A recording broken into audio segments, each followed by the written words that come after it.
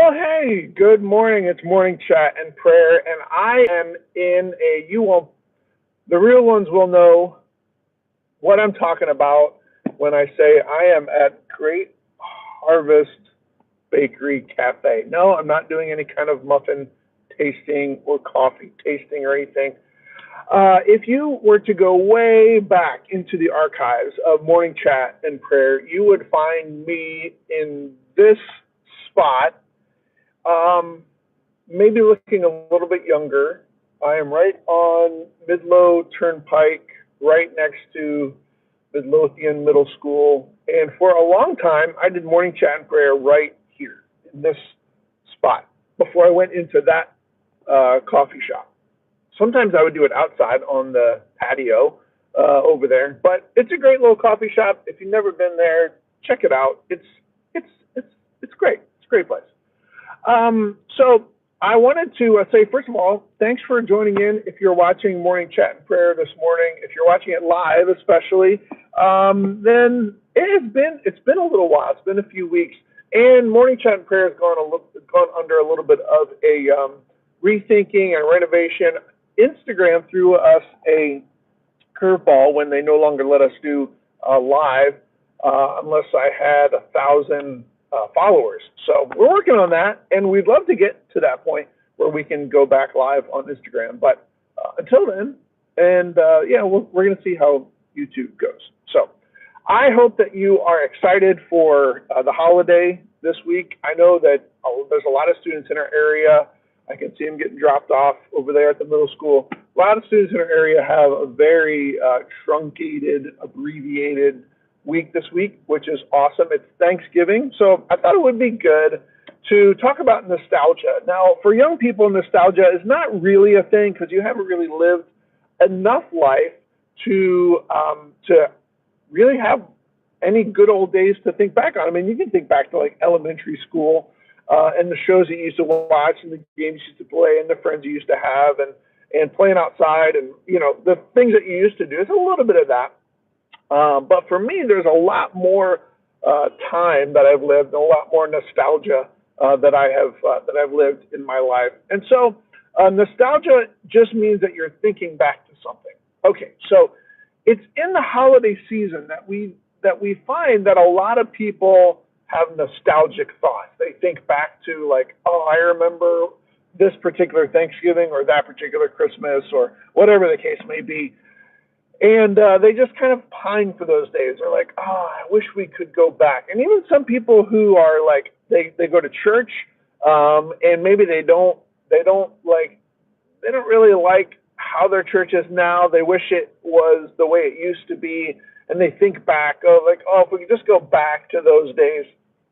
So there is some value in nostalgia. It's not just people thinking about the past. There is value in nostalgia, and I want to slide this into a spiritual reality and a spiritual truth that I think a lot of us need to really embrace. Okay, so I want to take you to the book of Revelation. It's a wonderful, confounding, crazy book. If you've never read it, buckle up if you're going to read it. It's just, there's a lot going on in the book of Revelation. But I want to start off at the beginning of the book of Revelation.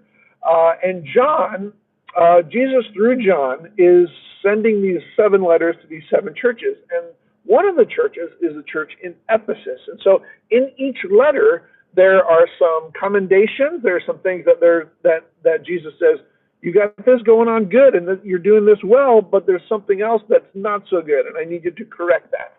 So anyway, there's a lot of argument, and biblical scholars go all over the place about who that was written for, is it relevant today, blah, blah, blah, blah.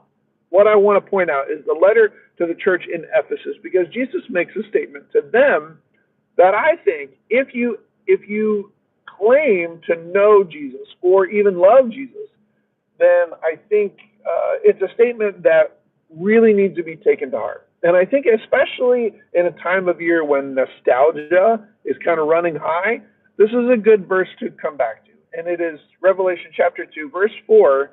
This is a little bit of a paraphrase, but Jesus says to the church in Ephesus, but I have this against you. You have forgotten your first love. You have left your first love.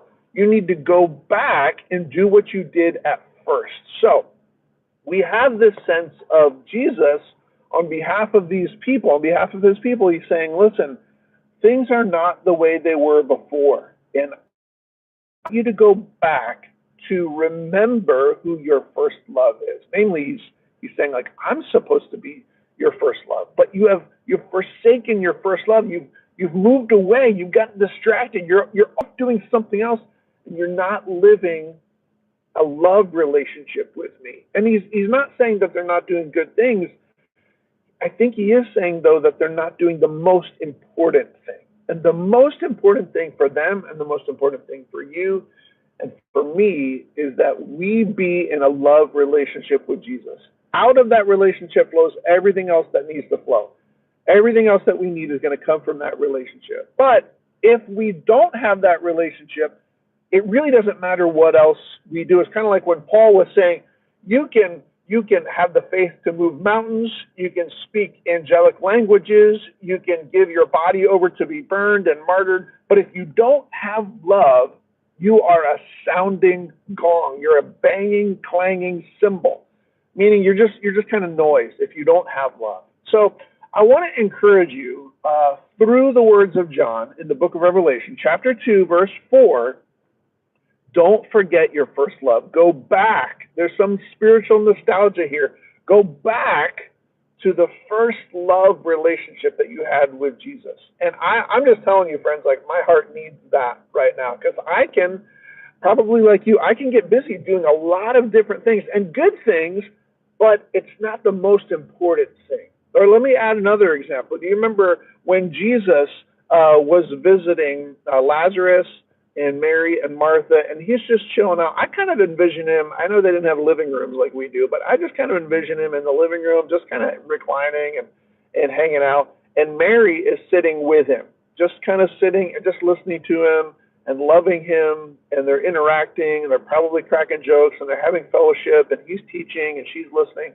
Martha, on the other hand, is in the kitchen, and you can hear the mixer going, and the microwave is beeping, and maybe the oven is on, and all these things. She's got all this stuff going on, and Martha comes into the living room and says to Jesus, what the heck? Why? Would you please look at my sister Mary? She's just sitting there. She's doing nothing. I have all this work to do in the kitchen. She's not helping me. Can you tell her to please get her butt up and come in here and help me? I wonder how many conversations like that are going to happen later on this week with the Thanksgiving meal preparation. Would you get your butt up? Stop watching that Macy's Day Parade and get in here and help me. And Jesus was like, no, I don't think I'm going to tell Mary to do that. Mary has actually chosen the better thing, Martha, and I'm not going to take that away from her.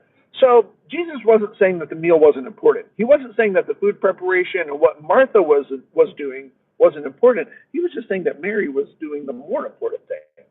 So the most important thing that you and I can do in our relationship with Jesus is simply be in love.